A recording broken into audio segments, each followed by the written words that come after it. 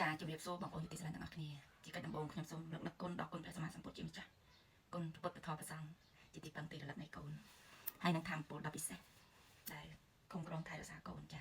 សម្រាប់ថ្ងៃនេះធ្វើសមាធិបងប្អូនចាសមាធិនឹងដើម្បីទៅរកនិព្វានមែនចាសម្រាប់និព្វានគឺកាជាស្គ្រីប្រាថ្នាដែរបងប្អូនចាព្រោះអីដោយគុណព្រះសម្មាសម្ពុទ្ធជាម្ចាស់ព្រះអង្គសាង4អសង្ខ័យកម្រៃមួយសែនកាប់ទៅបានកាស់ដឹងទៅនិព្វានហើយសម្រាប់យើងចាជាពុទ្ធជនយើងរាល់ថ្ងៃកំពុងតែនៅក្រោមអំណាចធម៌ពលនៃធម្មជាតិចាគឺច្បាប់នៃការស្រោបទាញការកើតចាស់ឈឺស្លាប់បងប្អូនចាអញ្ចឹងហេតុអីបានយើងត្រូវធ្វើការសមាធិចាសម្រាប់ខ្ញុំហើយខ្ញុំក៏មកចែកម្លែកនេះមិនមែនខ្ញុំអ្នកចេះដឹងអីចារៀនធម៌អីជ្រៅជ្រះអត់ទេបងប្អូនចាខ្ញុំគឺអត់ចេះធម៌ទេប៉ុន្តែខ្ញុំធ្វើការបប្រតិបត្តិនៃការសមាធិនេះគឺដើម្បីចាជួយខ្លួនឯងចាជួយខ្លួនឯងបែបណាចាព្រោះអីអ្វីដែលយើងជួបនៅក្នុងពេលបច្ចុប្បន្នចាមិនថាទុកសោករោគភ័យចាទុកសោករោគភ័យដែលយើងជួបប្រចាំថ្ងៃតិចក្តីច្រើនក្តីចាគឺជាអ្វីដែលយើងបានសាងចាគឺយើងសាងនៅរឿងរ៉ាវអវិជ្ជមានព្រោះអីម្នាក់ដូចខ្ញុំ45ឆ្នាំចាការសន្សំដែលយើងសាយល្អចាអត់ដឹងថាយើងពីមុនជាអីចាហើយយើងសាងអីបានយើងមកជួបនៅពេលនេះចាហើយដូចខ្ញុំរាល់ថ្ងៃខ្ញុំក៏ពិតជាអរគុណចាអរគុណដែលខ្ញុំកើតមកទោះបីជាជីវិតវាមិនល្អប្រសើរប៉ុន្តែខ្ញុំក៏សប្បាយចិត្តដោយសារតែខ្ញុំចារកផ្លូវឃើញខ្ញុំដឹងពីគុណរបស់ព្រះសម្មាសម្ពុទ្ធហើយក៏ដឹងគុណពីអំណាចធម៌ពលនៃធម្មជាតិចាឲ្យយើងគិតល្អធ្វើល្អនិយាយល្អចាហើយសម្រាប់ថ្ងៃនេះខ្ញុំចេញមកចែករំលែកចាពីវិធីធ្វើសមាធិចាសម្រាប់បងដែលគាត់បងប្អូនខ្លះគាត់ចង់ធ្វើសមាធិដែលលឺឃើញខ្ញុំចែករំលែកហ្នឹងហើយមួយទៀតក៏គាត់ឆ្ងល់ថាចាគាត់ធ្វើសមាធិលឺគេថាធ្វើទៅខ្លាចបែកកម្មដ្ឋានខ្លាចអីណាណីចាបងប្អូនសម្រាប់ការធ្វើសមាធិរបស់យើងវាមិនអាចទៅជាបែកកម្មដ្ឋានទេបងប្អូនចាបែកកម្មដ្ឋានលុះត្រាតែយើងអីយើងលុបលុនយើងចង់ចាយើងធ្វើទៅដើម្បីយើងទៅជាគ្រូដើម្បីទៅជាអញ្ចេះដើម្បីជាអញ្ចោះចាយើងចូលមកគឺក្នុងសន្តានរបស់យើងហ្នឹងគឺយើងចង់ចាយើងចង់អញ្ចឹងគឺអត់បានទេសម្រាប់ការសមាធិគឺអត់ឲ្យយើងចង់បានអីអំពីការសមាធិទេចាប៉ុន្តែអ្វីដែលយើងទទួលបានចាចិត្តស្ងប់ចិត្តស្អាតចិត្តបរិសុទ្ធលំអោនចិត្តបន្ទន់លំអោនចិត្តបន្ទន់កាយចាពេលដែលយើងបានអនុវត្តរឿយ15នាទីក្តីចា10នាទី15នាទីក្តីចាធ្វើឲ្យចិត្តរបស់យើងចាលំអោនបន្ទន់កាយហេតុឲ្យដូចខ្ញុំអញ្ចឹងហើយសម្រាប់ការសមាធិនេះសម្រាប់ការស្លៀកពាក់ចាអត់បញ្ហាទេបងប្អូនចង់ស្លៀកអីក៏បានដែរហើយសម្រាប់តែសមាធិតតែយើងនៅវត្តឬក៏យើងអាចបដិបត្តិមានព្រះអង្គមានពុទ្ធដែលមកកអីចឹងចាប៉ុន្តែសម្រាប់ខ្ញុំនៅពេលខ្ញុំគឺអត់មានអីទេបងប្អូនខ្ញុំសមាធិនេះគឺនៅក្នុងបន្ទប់គេងពេលដែលខ្ញុំក្រោកពីគេងស្មានណាចា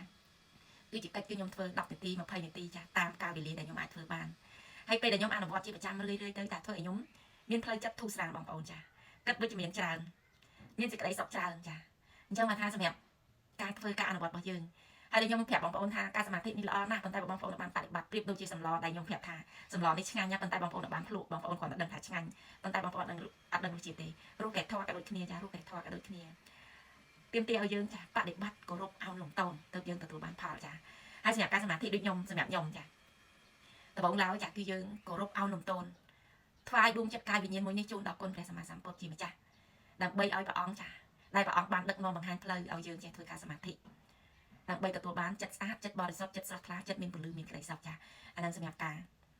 ដែលខ្ញុំបដិបត្តិចាគាត់រៀបចំឡើងខ្ញុំថ្វាយអង្គមហើយថ្វាយអង្គម3ដងហើយក៏ខ្ញុំរំលឹកនឹកគុណដល់គុណព្រះសម្មាសម្ពុទ្ធជាម្ចាស់វត្ថុស័ក្តិសិទ្ធិទាំងឡាយលើលោកចាដែលទ្រង់បានបង្ហាញផ្លូវដឹកនាំជីវិតឲ្យខ្ញុំចេះធ្វើការសមាធិដើម្បីទទួលបានចិត្តស្អាតចិត្តស្រស់ថ្លាចិត្តមានពលឺមានក្តីសុខហើយក៏ណែនាំឈ្មោះមកកូនស្រីអាយុហេងសវណ្ណីអាយុ45ឆ្នាំសូមថ្វាយចិត្តកាយវិញ្ញាណមួយយើងចាវាសុខហើយយើងអង្គុយទៅវាអត់សូវចុកចាប់បងប្អូនចាហើយក៏អោនកាយអោនលំទង់កាយតិចទៅ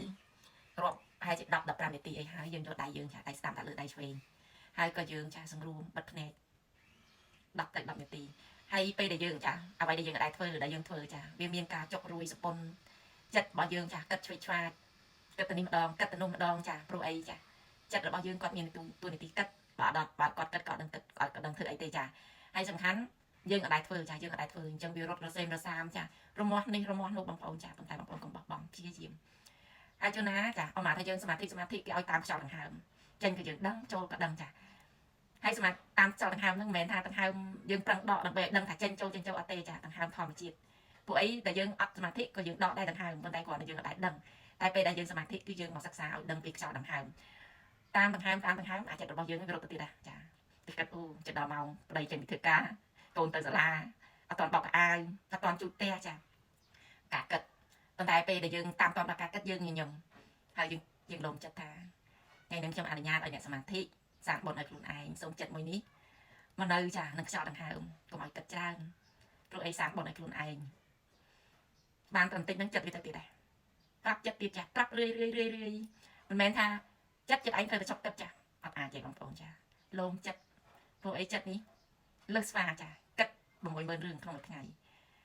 អានេះជាកិច្ចការធ្វើរបស់ខ្ញុំបងប្អូនចាហើយក៏យើងធ្វើជារឿយៗជាប្រចាំពេលដែលយើងធ្វើចាប់សម្រាប់ខ្ញុំចាយើងយកដៃយើងសកប់លើគ្នាមិនហ្នឹងចាយកមកដាក់លើ